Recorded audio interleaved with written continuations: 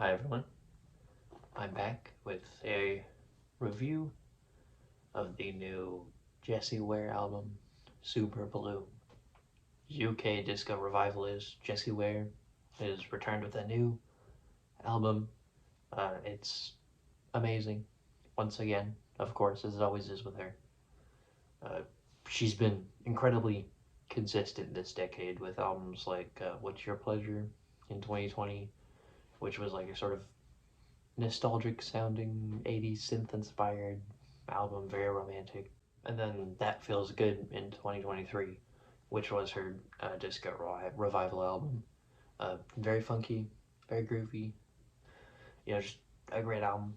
I probably preferred it even more than What's Your Pleasure, but this album doesn't feel quite as concretely like one or the other, like not as unsafe or different, but it kind of just feels like her mixing all of her previous sounds into one sort of collage and representation of her style as a whole. I think it's fantastic. The first real track on this thing is I Could Get Used to This, which ever since I first heard it as a teaser track, I think it was the second put out. I loved it. All of the the synths and the strings in the background. Super catchy song, super fun song. Just a great flow throughout the entire thing. It feels very cohesive.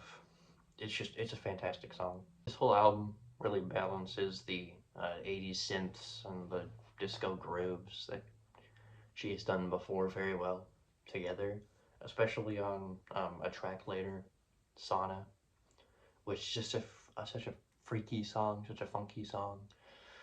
Might be my favorite. Could be I Could Get Used to This. Really either or. It's just they're both fantastic songs, very danceable songs, really fun songs most of all. Now going back a bit, the second track is the title track. It has more of a piano kind of flow to it, but the strings are much more prominent than they were, and I Could Get Used to This. And during the chorus, a bunch of other vocalists, I assume backup vocalists, come in and just join in with Jessie for singing it, and it just sounds, it's amazing. It's very enrapturing, just a great vibe. I don't really know how else to describe it. Speaking of her voice, I'm just astounded by her range on all of her stuff, really, but especially this album. There are points where she reaches notes that I can't grasp how you get up there. It could be some form of auto-tune, I'm not entirely sure, but I don't think she's really the kind of artist to use that kind of thing, because she is very focused on just her own natural voice for everything. Most of the electronics and computers are for the old, like the instrumentals in the background. Track Automatic feels like something straight from What's Your Pleasure.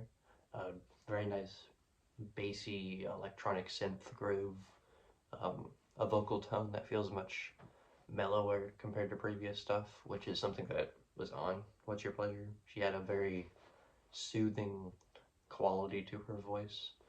Um, you know, it's a great track, one of my favorites here, but just wanted to mention that as well. There are other great songs on here as well. 16 Summers is a fantastic, very heartfelt piano ballad with some huge strings mixed in there. Mon Amour, the closer, is a great closer. Just carries the thing out very well. A very pretty song, but very fun.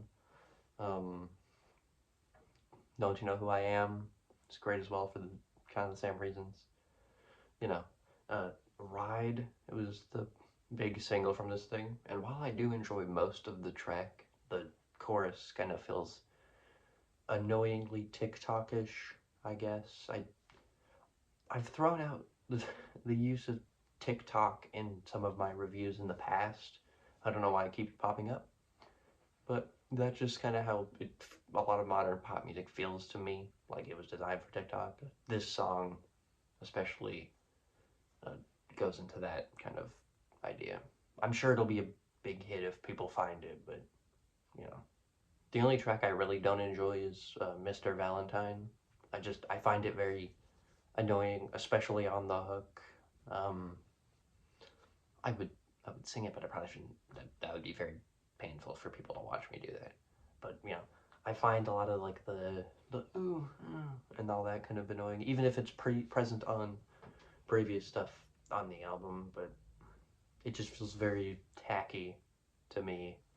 Plus the lyrics are very, like they're campy, but for me they go a little bit too campy for my liking, which is not something you want to do because then it just becomes cringe.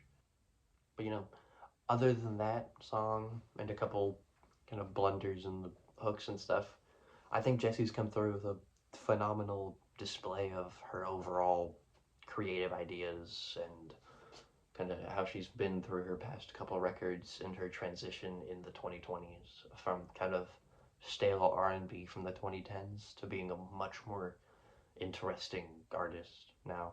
Really, really loving this album. Absolutely loving it. I'm thinking like a 9, genuinely. Probably the highest score I've given so far, I think.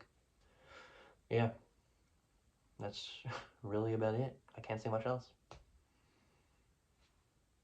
See ya.